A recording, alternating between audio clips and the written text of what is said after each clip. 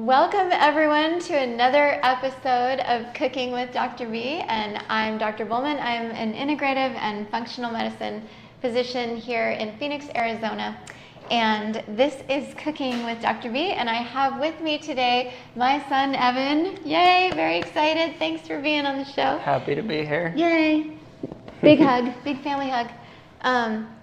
So once again, this show we do for people that maybe are afraid to cook, but we focus on whole foods and cooking at home. So because we know that there's a lot of processed foods out there, and cooking at home is really a good way to spend an evening with family and also learn good habits and how to take good care of yourself with what we eat. So we know we are what we eat. So garbage in, garbage out, as they say. So if you're not cooking with good ingredients, then the food that you're going to get is not going to sustain your health and wellness. Evan's going to describe kind of how much spice that you like to use, but just keep in mind as you go along, if you don't like as much spice, then you can definitely do less, or if you like a lot of spice, then you can do more. And as we always say, cooking is very forgiving. So unlike baking, you can add little of this and a little of that. Okay, so we have 3 things we're going to make. Is that right? Yeah. Okay, so take it away. What's the first thing? Do I need to be heating some oil? Yeah, let's start with heating the oil and some onions. Okay. And, or actually, you know what? We'll start with the meat. We'll do the sauce second. Okay. So what I'm going to do is I'm going to put all my... Excuse me just for a sec. Am I going to have to put onions in here? Or we're just going to mix it in? For the sauce, it's going to go in the pan. But initially, we're going to just start with the meat. So we get our nice bowl of meat. We put our, maybe 2 cut up onions in there. Okay. And I think actually we have 1 onion in that bowl and then 1 over there. Oh, okay. Gotcha. So is that going to be for the sauce? Yes, that'll be for the sauce. Should be good for the meat. Okay. As you can see, there's a lot of onions, a lot of tomatoes, and a lot of peppers that we put in here. Okay. And what'd you do right before we started filming? Oh, I was cutting the peppers and it got in my eye, which was lovely. I don't know if you guys have ever had serrano peppers, but they're much spicier than chili peppers or jalapeno peppers, and so this does not feel good in your eye. So. So don't do that. Don't do that. And you can wear gloves if you want while you're cooking, but this is a serrano pepper about the size. And we'll have about 5 of these in our dish today. So it is quite a spicy dish. So again, if you're not interested in that, you can certainly just use less. And so are we just cutting them in discs? Is this kind of what you did? Yeah, so I like to cut them in discs and then kind of cut up the disc a little bit. The serrano peppers can be a little bit smaller just because they're added for spice. I like to cut the onions and tomatoes a bit bigger so that they don't cook down into nothing. Okay, that makes sense. So if you cut these smaller, then you won't get like a huge bite. Yeah, if you get it's kind of pepper. For me, I like it. I'm much more into spicy things now, but a lot of people, it can be unpleasant to bite into a huge serrano pepper just as it is. And I definitely like the flavor of peppers, but it's not the thing that I want. I don't want my mouth to burn when I'm trying to eat the rest of the food. So yeah. So that makes sense. Yeah, it can distract from the taste. All right, I'm going to add the tomatoes to the... So what you're doing there is just mixing ground beef with tomatoes and onions. Tomatoes and onions, that's correct. And we used about 1 onion, is that right? Yeah, about an onion and a tomato and a half, I'd say, maybe 2. Okay. I think we used more than that, right? Yeah, well, I think a lot of it is for the sauce. I like to put more tomatoes in the sauce. I think we put up about 2 tomatoes for the meat and 3 for the sauce. Does that sound right? Yeah, awesome. All right, then we got another one here. Okay. And then I've got the peppers cut up, so we just did 3 peppers, is that right, for the... Yep, so we did 3 for the sauce and 2 for the meat. Okay, so 2 for the meat. Okay, gotcha. Now I'm going to wash my hands and not touch my eyes. Good idea. Very good idea. All right. Now for the serrano peppers, this is 2 cut up serrano peppers here. Do you know the difference between Wagyu beef and regular beef?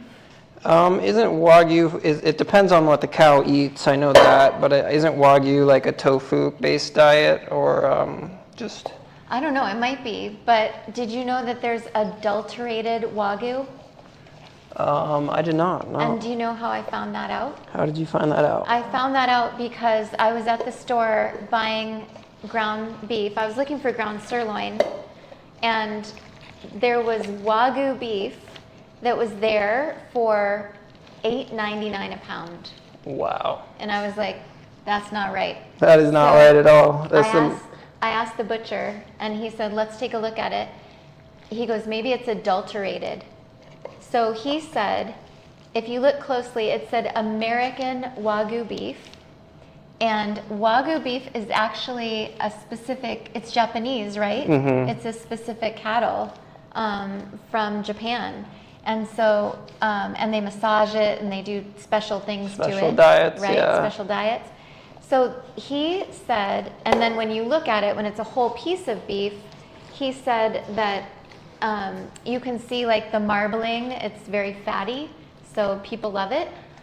But he said that it is, that he said, he looked at this and he said, I don't know what's in this. He said maybe they've added fat to it. And Wow. then they call it American Wagyu beef. But there is no way that you will find Wagyu beef for $9 in the store. So don't buy it. It's adulterated. But isn't that sad? Like, That's very sad, yeah. So, okay, back to this. So this is just regular ground Right, sirloin. yep. I like to compress it, make it as dense as possible.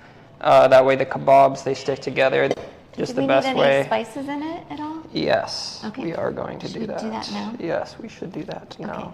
Do you want me to help you since you're touching it? Yes, Okay. could you do a tablespoon of the adobo sauce? Yes. Okay, so this is adobo, and you can use straight paprika, but we like this because it's got a little chili pepper, paprika, coriander, garlic, onion, turmeric, and then black and red pepper with a little bit of oregano and cumin.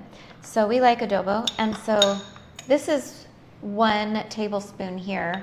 Is that what you're thinking? Perfect, yeah. Okay, because the rest of this is going to go in a sauce or yeah. something?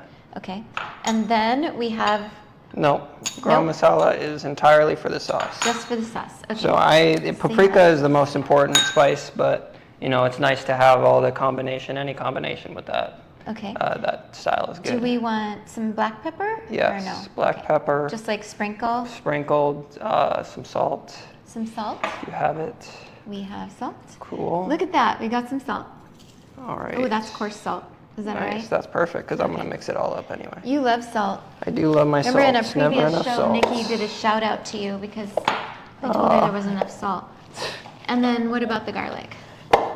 Yes, and then we're gonna add. I apparently use less garlic than you. I'm less Italian. You're only like 1/4% less Italian. Yes. So, yeah. Don't well, be using that. If you would like to put that in there. Okay, so we have about like 4 cloves of garlic. Yeah, a lot of I do garlic. love me my garlic. Yes. Okay. So, and then we're also gonna have garlic in the sauce, the chutney, the red sauce, and the green sauce, as you're calling it. This was kind of fun. We bought this at the farmer's market. This is a ginger grater and also a garlic grater. So if you don't want to cut up your garlic, you can just rub it against here, and it kind of, it just gives you a nice like garlic paste, even if you don't like the cut up garlic. Okay. Very nice. Do we have everything in there? Yeah, I So think the we- meat so- is almost ready to be made into kabobs. And you were really Nice and going to dense. town on them. You're just really showing that learn baby from what the it's made of. best, yeah. Who All would that right, I don't know. I don't know who that is. Someone in the peanut gallery. Yes. All right. So this turned off because it was just not happy being alone. So we're going to heat that up again. Am I adding oil to this? Yes. Okay. Lots of oil is used. Like that much? That is, yes, that's perfect, I would Okay. say. Yeah. Just so it covers the bottom of the pan and kind of coats the meat. Okay. All right. So again, with the olive oil, or you go ahead, what? So, yeah, how I like to do it is I just grab a fistful. How about I turn on the right burner? How about that? Yes. Just grab a fistful of the meat. Just compress it together as much as possible. And then kind of just, ideally, you have some sort of thing to form it around, like a kabob stick, but otherwise you can just kind of start meshing it into kind of a longer piece. And it seems like if you made a big ball, it would take a long time to cook, like inside. Yeah. So a longer piece, it seems like more even. You can cook it more evenly. Mm-hmm. And do you need me to help you like form some of these? This isn't ready yet, so maybe we can form like. All right, should I put it in here, or is that only for cooked? Oh yeah, that's only for cooked. Okay, Thanks for gotcha. asking. Yeah. So we could put it back. I usually put, like when I'm making meatballs, I usually just put it right back in the pan. So, and they have to be kind of similar size, or? Yeah, well, if you want them to cook evenly, you know. Yeah, okay. So, so red meat, usually we like to limit this, if we're on a Mediterranean diet, we usually like to limit this to once a week. That's what you eat, right? Once a week? Mm-hmm. Definitely not every meal. Okay, not every meal. Yeah, but once a week is about, because of the saturated fat, and you really want like to get a higher quality red meat, like, or definitely organic. Now, talking about, do you know the difference between grass-fed and grass-finished? No. So, you've probably heard of grass-fed, grass-finished beef. Grass-fed is, remember, you are what you eat, right? And it's no longer we are what you eat, but we are what our food eats. So if our food is eating genetically modified grain or things with lots of pesticides in it, then that is essentially what we are eating. So grass-fed can literally mean you are, that the cows are grain-fed, but that they let them out to pasture, oh, I don't know, once, twice. It can literally mean that. Grass-finished implies that the cow was fed grass its entire life. So grass-fed, grass-finished is usually considered better, but as you know, people can say anything they want. So one of the good ways to get good meat, if you are going to use red meat, is to find a local butcher, or to get some of the, some of the organic meat companies that will send it to you.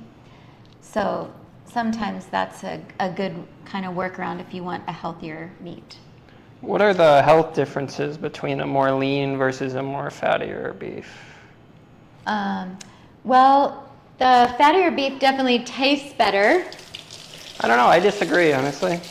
Oh, you don't think so? I think it depends on like what kind of meat it is, most definitely, but like the store-bought ground beef, I think that the leaner, I like it more. I mean, I don't really know because I'm not a meat connoisseur, but people say when there's cuts of meat, yeah, that the fatty, marbly stuff like is generally what makes it taste better. Yeah. So when we put this in, we definitely want it to do this. Otherwise, the oil is not hot enough. So we definitely want it to start bubbling.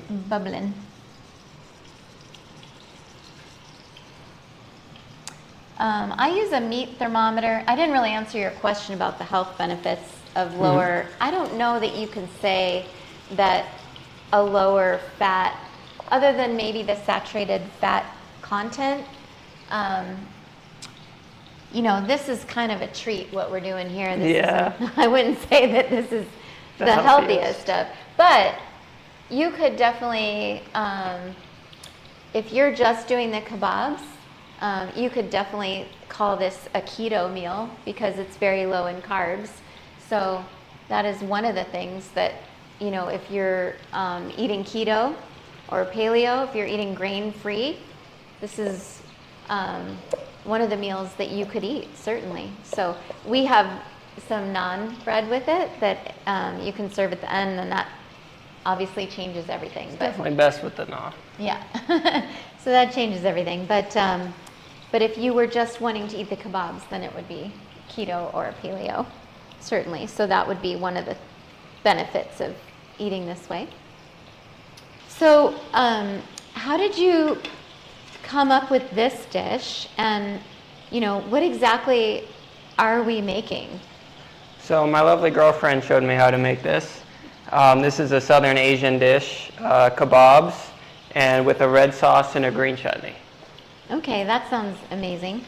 And I knew that it was going to be a spicy combination, so depending on your level of preference, you can add or subtract the spices in this. Definitely. Okay. So am I doing this right?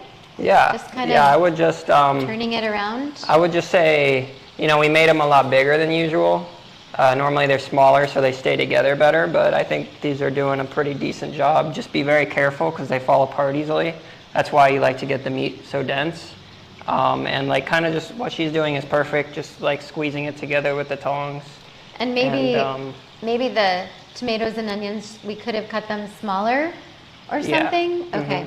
And one of the things I love about this show is that we're not perfect, so that you can kind of learn from our mistakes, and you can kind of see like what happens when, when we do something that we're like, oh, we should have done it that other way. So definitely a lot of trial and error involved. Yeah. For sure. Yeah. And that's how cooking is. That is how right? cooking. That is why I prefer cooking, especially like you were saying to baking, is that you can kind of just wing it. Yeah. Like I was saying, it's not like me to be so organized when cooking. I just kind of throw it in there, Yeah, those are the best cooks. Yes. Yeah. But exactly. You shouldn't be scared to cook. You should be, it's a fun way to experiment and try different things. It's actually harder than you think to make something that is inedible. Probably because you're young and always hungry, right? I don't know. Maybe I'm naturally a good chef. I think so. But yeah, probably. All right. So some of these are falling apart a little bit, yes.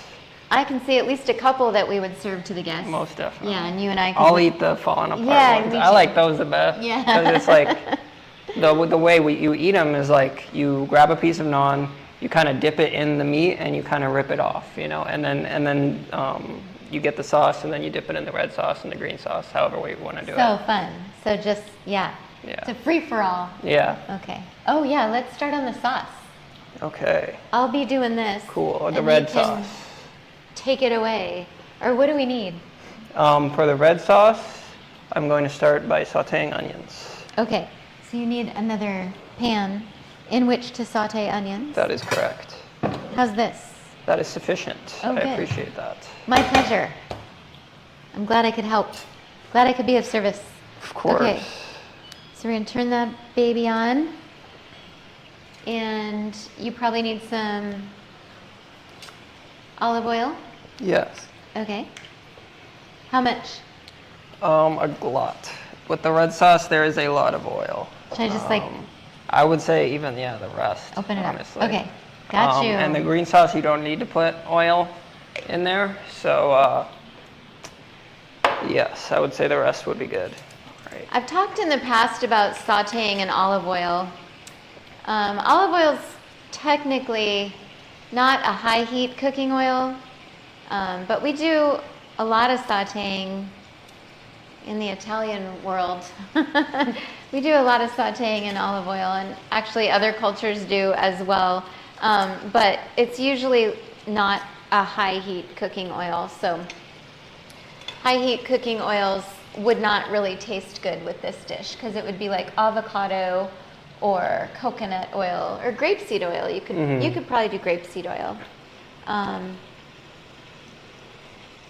So there we go. All right, so do you want to dump those onions in? Because they'll take a while. I will start here. Go ahead and so this was like about 3/4 of an onion, I think is what I did there. Is that okay? that's perfect. That is perfect. That is exactly what you want. And I wanted to show you guys the way we cut the onion is we're just going to leave this end on. If you leave that end on, then chances are you have a better chance of not getting it, not crying from the onion and not getting it in your eye. So, okay, so that's right. gonna. You have a spatula? I do. That's cool. Oh, here. Wonderful, thank you. Move that around. So Good. those you're gonna cook till they're clear. Yeah, I'm just gonna cook till it starts bubbling a little bit. Starts losing that white color, and then I'll throw the tomatoes in there. And then I'll throw the serrano peppers.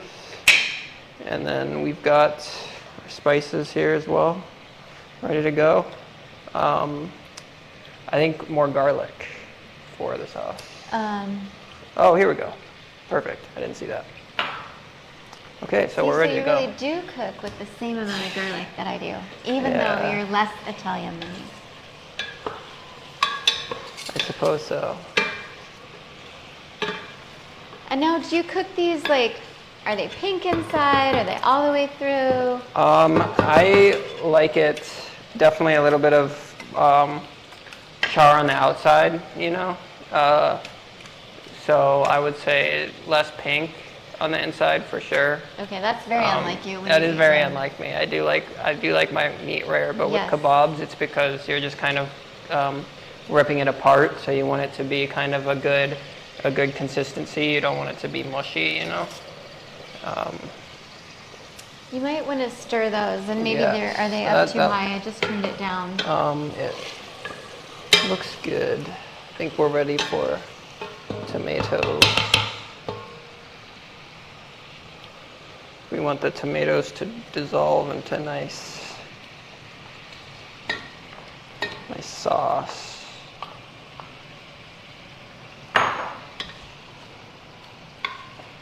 Is that enough tomato?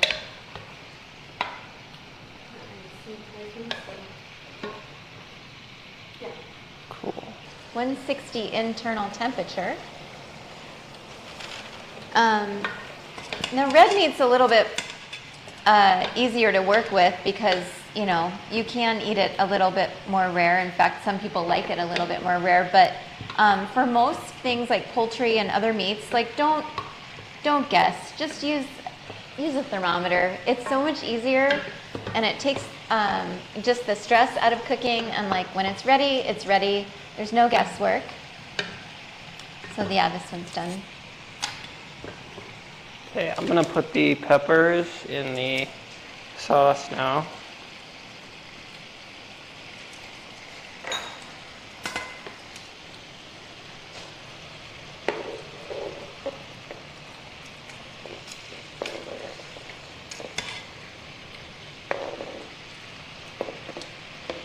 Okay, I say that's sufficient.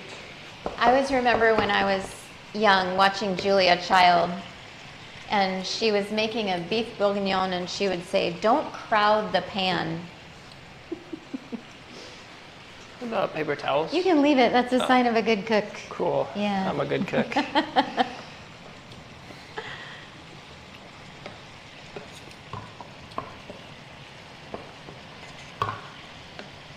Yeah, so we don't crowd the pan with meat. We make sure that there's plenty of room on either side for them to cook.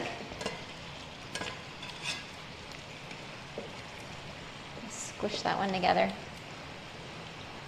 So now if you had kebab sticks, you would put one through that? Yeah, all the way through, and then you just kind of squeeze around the stick. Okay, and then you're still cooking, you're still pan frying? Yes, it's Okay. the same methodology. Okay. Ooh, methodology, good word. Yes. I taught him right. I know lots of good words thanks to her. He knows all the big words. Yes. I know lots of bad ones thanks to her as well. Oh! That's my New Year's resolution every year. It lasts about January 4th, and then, yeah. We'll try to keep it clean on this show, though. You know, when Nikki's here, we dance. Oh, yeah, well, I'm not doing that. So I have another tablespoon of this adobo, or whatever paprika substitute you may be using. Not all of that. Yeah, I think that's about really? a tablespoon. Okay. It's like I put a little bit more than 2 tablespoons in there. And I'm also going to put this garam masala, which is very, very, very good. Kind of almost sweet spice. Kind of makes the sauce here. Okay, smells delicious. Yeah, so I would cook the sauce for about 30 minutes. Okay. Just nice simmer until all these tomatoes are just kind of have dissolved into the sauce. You can still kind of see some of them. So it needs a little bit more time. I'm just going to add these in there. It's almost like you could use this sauce that it's cooked in for something. Yeah, Maybe definitely. to dip in or something. Okay. So we talked a little bit about the benefits of the food, and we talked about the type of red meat that we want to get. Onions have quercetin in them, which is a zinc ionophore, which basically means it helps get zinc into the cells. And zinc is good for healthy and a healthy immune system, and it's good for skin health. And there's just many things that we prostate health. There's many things we use zinc for. So that's good. Peppers and tomatoes are lectins. Do you know what lectins are? Sounds familiar. I wouldn't be able to. So lectins are, some people are sensitive to lectins, but only about 10% of people are sensitive to lectins. So basically, if you want to, if you are sensitive to lectins, you can do what we're doing now and cook this down, or you could make sure you don't use the skins or the seeds of the tomato or the pepper. But this does have a lot of the seed in it because we want the flavors and we want the spice. So if you are sensitive to lectins, maybe this is not the best sauce for you. But you could still make the kabobs with some cilantro and onion and the spices that we used, and paprika only, not the pepper, and without the tomato. And then you could use the green sauce, is it, that we're going to do? Yeah, chutney. Yeah. So The chutney. I will start on that right now. Yeah, let's do it. Okay. I'll First, watch this. we will put our cilantro in. So how much cilantro? I don't know how much That's did a you lot. cut up. It looks like so- about a cup, like more than a cup. Yeah, around a cup. I'm going to put all that in. Yeah, and like you say, like cilantro, it's very detoxifying. You either love it or hate it. It tastes like soap, or it's super yummy. And it Yes. sounds like we all like it here, so. I do, very much so, like cilantro. All right, and then we're going to use about half of this. So this is, how big is this? Go here. 3/4, so 32 ounces. So we're going to use 16 ounces. 16 ounces. I was getting there.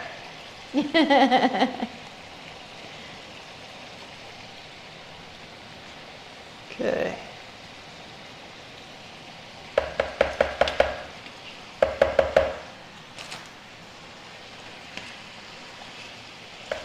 Okay. That's about half.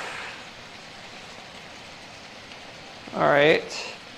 We're going to throw the remainder of our garlic in there as well. And is that like maybe a couple cloves? Yeah. Yeah, I'd say 1 to 2 cloves. Okay. And then about a 1/4 cup of water just to get that consistency. A little bit saucier. All right. And your salt's here. Yep. Now I'm going to go ahead and throw my salt and pepper in there, and it's good to go. So no other spices, just salt and the pepper? Okay. Yep, I do believe it is. Just the 2 of those will do. I like a good amount of pepper. Okay, and then how does this thing operate? Okay, that, yeah, like that. Like that? And, yeah. And then... You want to start low, probably, Okay.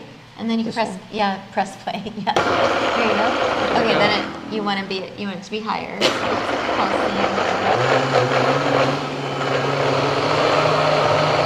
I'll turn it all the way up. There you go. Cool. And now you have your chutney. Much easier sauce to make.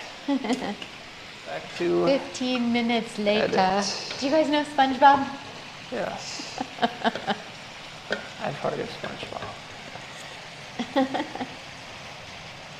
I know the first time a friend asked me, she said, "You haven't heard of SpongeBob?" She said, "Have you been living under a rock?" That's funny.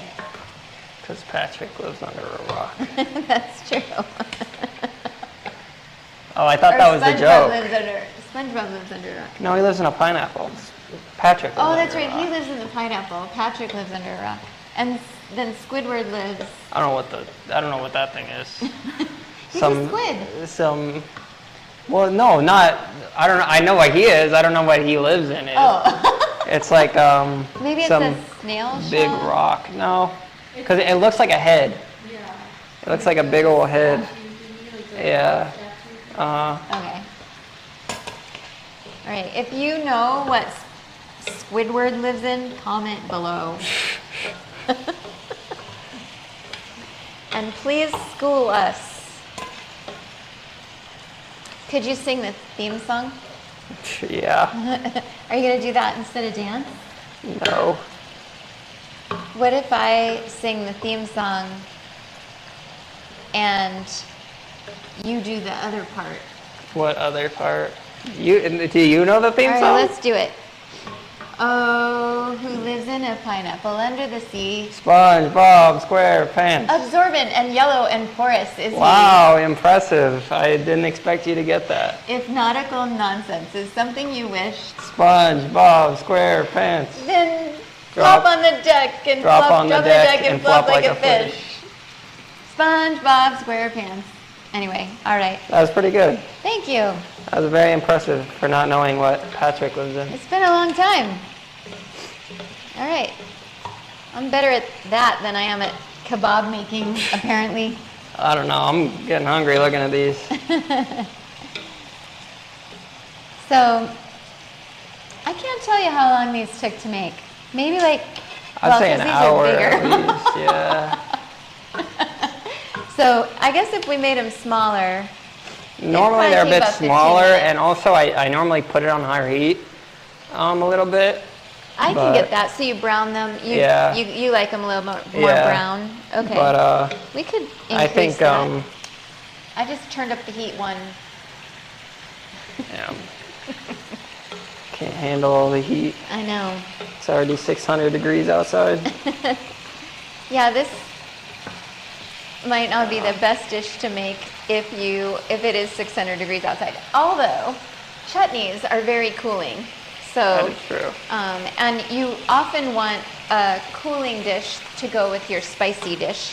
So that is why a lot of these dishes that have a lot of spice and a lot of peppers and heat to them, we use Smells things good. to cool. We use yogurts, and we use things like cottage cheese or other cooling things. I remember when I went to India and my stomach was killing me and I would just drink the yogurt because I'd had so much spice. Ooh. Too much street food, Indian street food. Well, I was in an ashram, so Oh, okay. yeah. Look at him. Smells so good. Smell it. Oh, we should learn about tasting. Oh, let's do, okay, I'll show you how to tasting. Okay. So the good chefs definitely taste their own food, right? Before they Yes. serve it. I've seen Right. ratatouille. Yeah, so this is a tasting spoon. So you Oh, definitely, lovely. yeah, what you do is you get a little bit like that, and a little bit like that, and then there's your tasting spoon. You're gonna throw that away, so then you don't contaminate the rest of the dish. So you can always, these are easy to wash. You can have a ton of these. So good. Need some more time, but. It's just a show. Y'all aren't eating it. I know we're gonna get some heck from my mother. Hey, nothing fell off the spoon. That definitely needs more salt. Yes. Did you add salt and pepper in it? No. It is quite delicious, though. Yeah. Okay, look this looks so much better. I'm adding salt now Yeah. because I forgot to do that. Still delicious without salt, but everything needs some salt. So Everything needs salt. According to Evan and my grandmother, everything needs salt. and a wee bit of pepper. I like this. There we go. I like what increasing that one did. You know, like you said, it gave you the Yeah, the little brown on the little end. brown on the end. We do like that.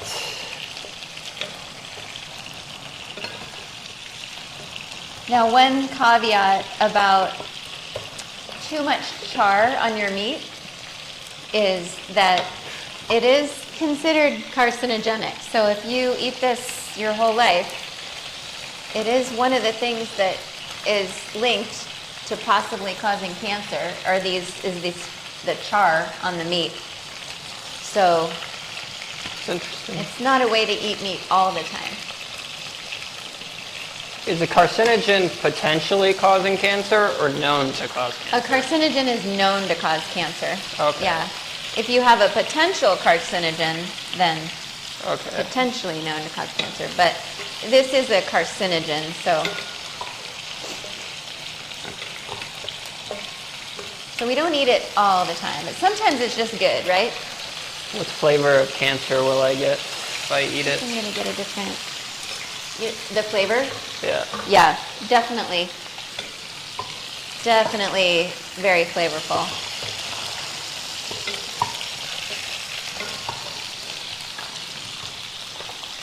One of the ways to get around that too is to cook sous vide, which we're not going to do here, but it's a different way of cooking that you then finish off.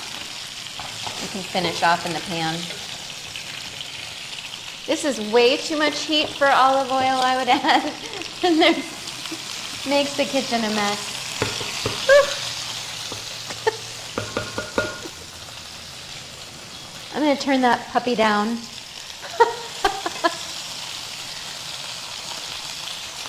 It's looking good though. I'm gonna probably do this a little bit more.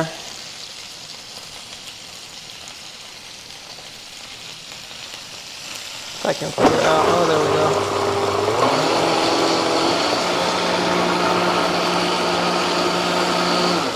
Yeah, that's good. I've got it in my eye. Hot oil in my eye. Oh, Okay, well, one of us needed pepper, olive oil. One of us needed hot oil. One of us needed pepper. I'm going to brown these a little bit more because they look pretty. yeah, They look more like kabobs yeah. as opposed to Meat lumps of balls. meat. And meatballs, right.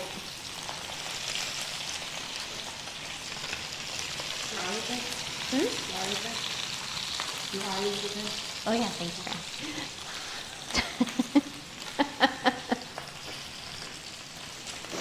Okay, now what?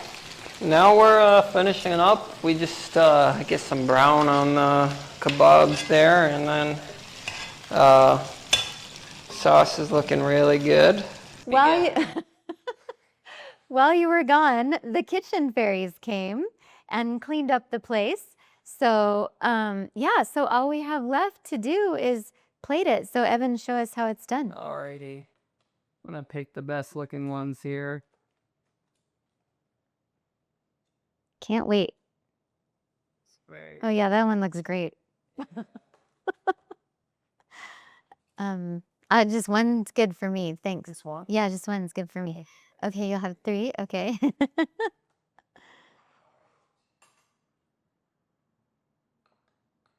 And then the chutney on the side. Good. All right, so cooling spices with our heat, with our hot spices. How much would you put? That looks good. Yeah, what you just did looks great. Thank you. And then I will go ahead and put the red sauce over. And how about you? And some on the side as well, if you would. Okay, you like a lot. I go. Okay. All right. Good. That looks beautiful. And then what do we have in the oven? We got some naan. Oh, good. All right. Okay. Made sure it didn't have mold this time.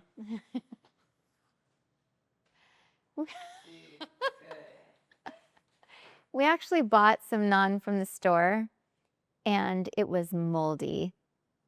So we had to go buy more naan. But this one is much better looking. So air fry option, 350 degrees, just a few minutes just to warm it, but crisp it to your taste.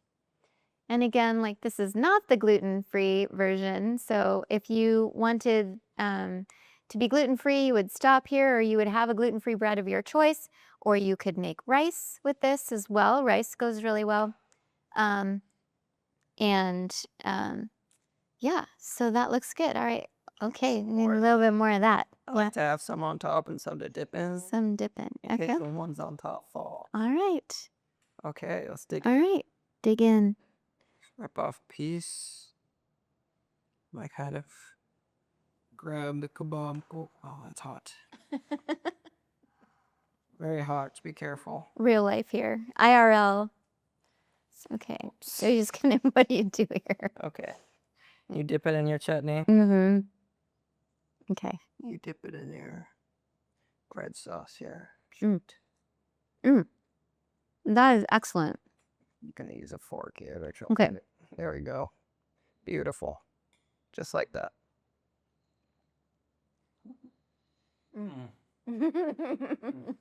Excellent. Well, thank you so much, Evan, for coming on the show, teaching us how to make this fabulous dish. This is a really good one to make for if your friends are coming over, right? It's really hearty, definitely keeps you full, and I think it's definitely a crowd pleaser with the flavors. Yeah. Delicious. Wow. So thanks everyone for joining us, and we hope you like this. Comment below if you decide to brave all the spices, and yeah, thanks. Join us again.